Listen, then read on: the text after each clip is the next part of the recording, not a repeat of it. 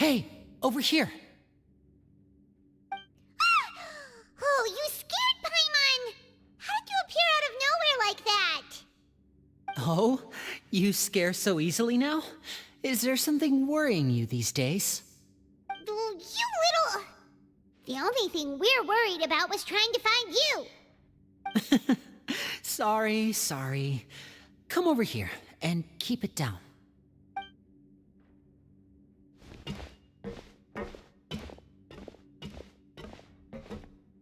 Oh, Lynette! You're here too! You two really are inseparable. That's right. My brother simply can't stand to be away from me. It's not just Lynette. Fremine is also here. Do you still remember him? Oh, you mean that diver from the House of the Hearth, right? Paimon remembers seeing him in the Court of Fontaine before. Now hurry up and tell us, how did you end up as criminals this time? We fought so hard at court to prove you were innocent, but now it looks like our incredible court battle was for nothing! Sadly, even the teeniest of things can land you in prison these days. I put together a street performance and used the popularity we gained from the Opera House incident to attract a big crowd. And then? Next, I invited several audience members to participate in the show. And then, with the entire audience watching, their wallet suddenly disappeared. My brother was charged with theft, and I was charged as his accomplice, having assisted him in his crime. It really isn't that bad. The missing wallets are all in the leftmost drawer of the Maison Gardiennage's big filing cabinet. We just need to see how long it takes to discover them. Yep, we should be released then. In terms of the magic trick itself, I think the performance went perfectly. Leave it to Lenny to magic himself into prison. Indeed. Last time I hid my identity from you, I promised that I'd tell you absolutely everything if you were angry about it. No more secrets. So I don't plan on keeping anything from you this time either. At the moment, the House of the Hearth's interests don't conflict with yours at all. We were instructed by the father of our house, the Knave, to come here and conduct an investigation. Told you so! See? Paimon guessed right. As for what we're investigating, perhaps you haven't heard, but the fortress of Meropide hides a secret. Some even say that the entire fortress exists just to protect it. The House of the Hearth has been investigating this for a very long time, trying to uncover its mysteries. But recently, all of our informants, including the ones that had infiltrated the guards, suddenly vanished and have not been heard from since. We believe that this is a direct provocation, and it's the reason why we came here. Father has somehow managed to confirm that Focalors does not have Fontaine's gnosis. Huh? How did she manage to learn information that important? Father has her ways. Many of them are beyond our imagination, and we've never had the chance to see her at work. But we trust her conclusions. It was this information that led us to suspect that Fontaine's gnosis might be in the fortress of Meropide and is related to that secret. So it's all about the gnosis again. Well, that's about it from our side. How about you two? Did Monsieur Nervulette send you here? Bingo! The Knave has been applying a lot of pressure. She wants to know what happened to Child, so we came here to investigate. Traveler, are we allowed to tell them? You don't need to worry too much about that. She's just asking for a report on Master Child's predicament as a means of pressuring you. Father used this situation as a pretext to negotiate with two high-ranking officials in the court of Fontaine. She actually just wants to be able to make concessions on this matter for gains elsewhere, almost like a bargaining chip. Sometimes you need an excuse to do things you otherwise couldn't. And a harbinger is more valuable than you might imagine. Of course, it's not a complete farce. If we do manage to find out what happened to Master Child too, then diplomatic relations with Fontaine could improve, and Snezhnaya might even be able to adjust its stance a bit. Is it just Paimon, or does it feel like we're the only ones who actually care about Child's situation? The relationship between the Harbingers must be as bad as ever. I wouldn't go that far. Father just has different standards than we do when it comes to what can be sacrificed for an advantage. By the way, I have a suggestion. Why don't we team up? Even though we have different objectives, we're both here to investigate the fortress of Meropide. It would be more efficient for us to work together. As you know, the House of the Hearth has many reasons to seek the Gnosis, but our highest priority remains resolving the prophesized crisis. You can trust us on that. See, I told you. Is that so? Sure enough, it won't be easy to convince them to cooperate with us. Lenny seems to be thinking pretty hard about something. Of course he is. Lenny has been looking forward to a chance to reach an understanding with you ever since last we met. Or, I should say, we were really looking forward to teaming up with you this time. Lynette, just tell them everything, why don't you? It's okay to open up a little.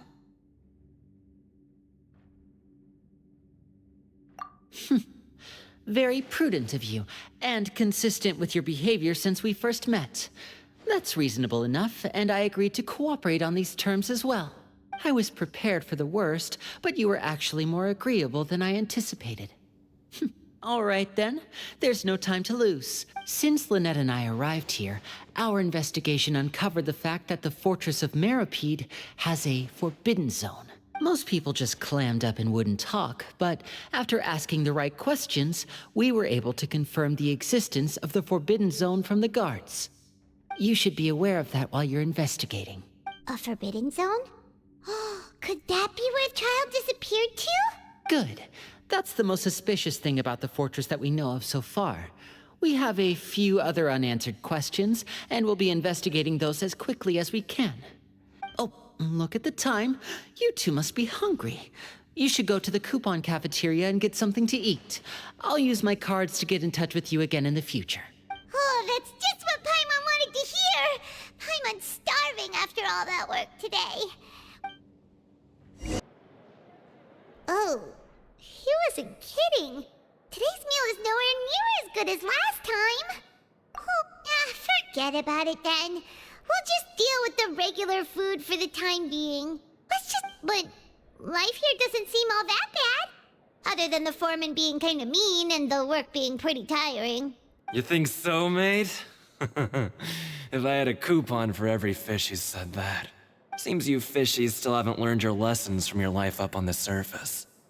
If you take things at face value, then by the time you reach a dead end, you won't even know how you ended up on that road in the first place. I like your attitude. I can, let you in on a little something. Everyone's been telling you to just follow the rules and not cause any trouble for yourself. Am I right? But what they don't tell you is that the rules aren't exactly what they pretend to be. The truth is, this place has a lot of hidden rules. Huh? Hidden rules? What do you mean? Not everyone knows about those rules, but whether you know them or not, once you break one, you might encounter something even worse than death.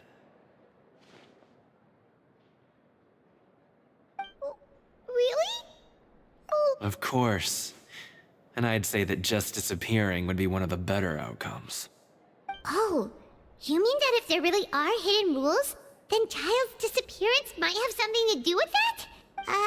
In that case, would you tell us some hidden rules? We definitely want to avoid breaking them. Come on, mate. This is valuable information. The difference between life and death. Do you really think you can just ask and I would... Paimon understands, but we don't have many credit coupons yet. Yeah, I know. Not like I'm going anywhere.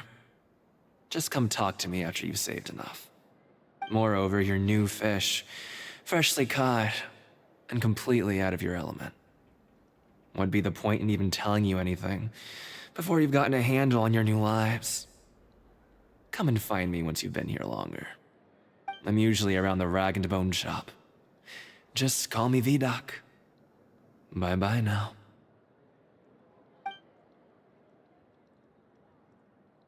He left. Just like that.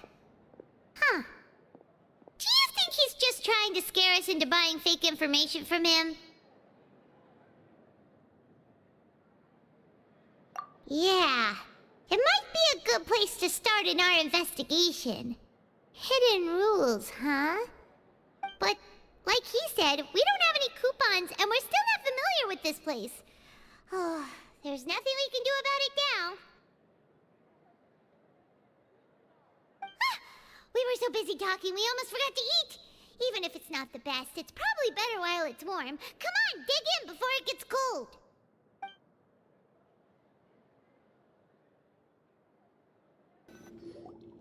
So Paimon just confirmed with the guards that our shift is set for every morning, and we're free to do whatever we want all afternoon. But it seems like most of the other inmates choose to continue working through the afternoon to earn more credit coupons. Oh, and they also said that you can use coupons to skip work in the morning and free up your time. They weren't kidding. Credit coupons really can be used to do anything here. Paimon's so tired. And we'll need to wake up and go to work in the morning. Without any credit coupons, it's not like we can really do anything else. Nighty-night, Traveler. Paimon hopes we can keep making progress on our investigation tomorrow.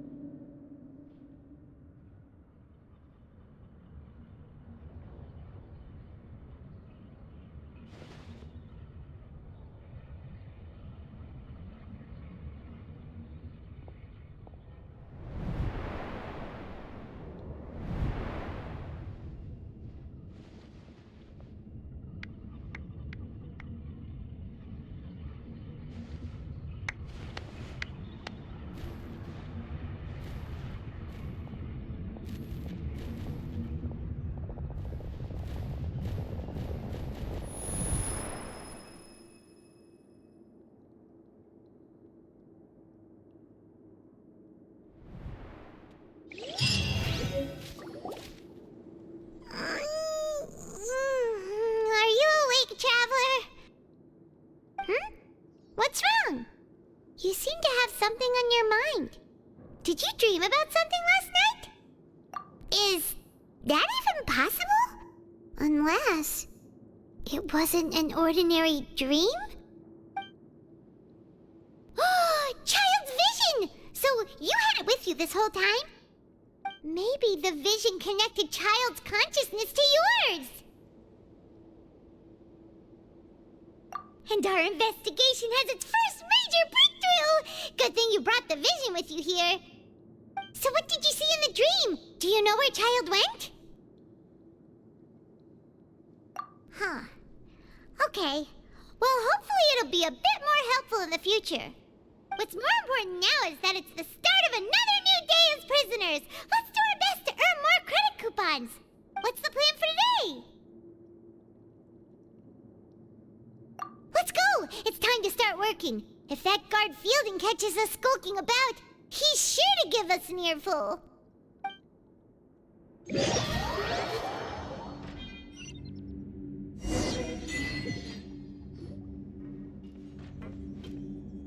Look who decided to show up! Get your butts in gear and get to work. Time's a-wasting.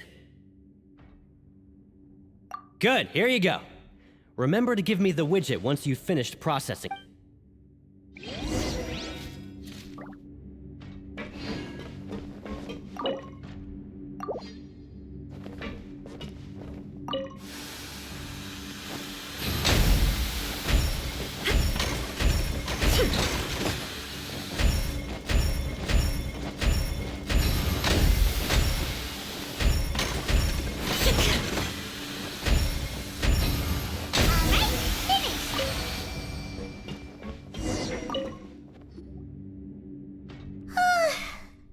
Speed.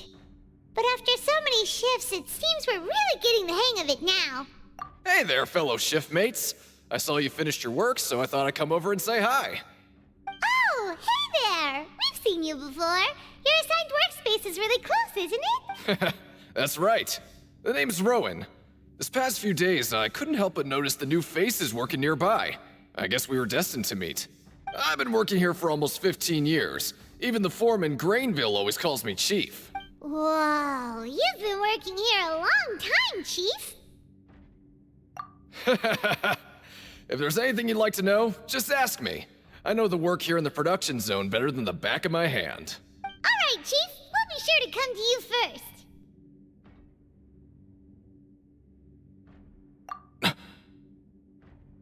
Did you just ask about the...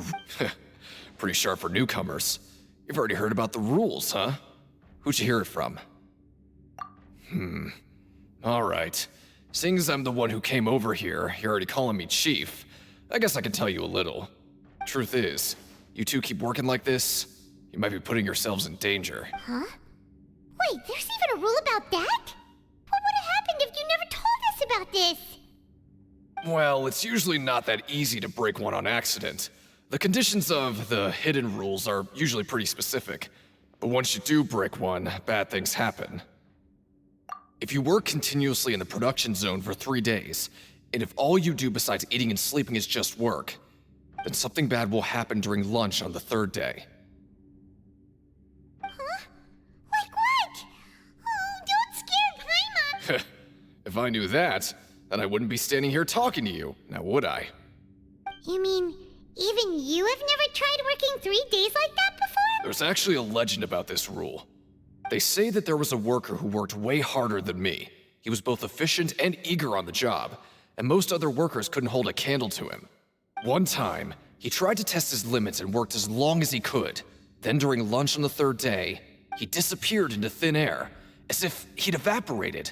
Later, some people went and asked some of his past friends about him, but they said, never heard of the guy. What the? How could that happen? Unfortunately, we were assigned different production zones. I never saw for myself what he looked like. Wait, are you thinking that it was... Huh? Oh? You... Listen, kid. This ain't the kind of thing you should be curious about. Let me tell you, you're better off forgetting about it and looking after yourself. Now I kind of regret ever telling you. Yeah, I agree with Chief here. Do you really want to try? All right, if you insist.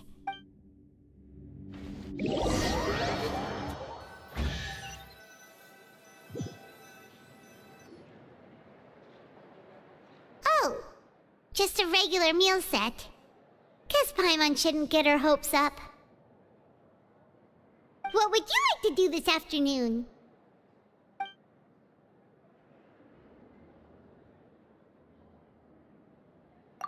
Since we have time now, let's focus on investigating some more.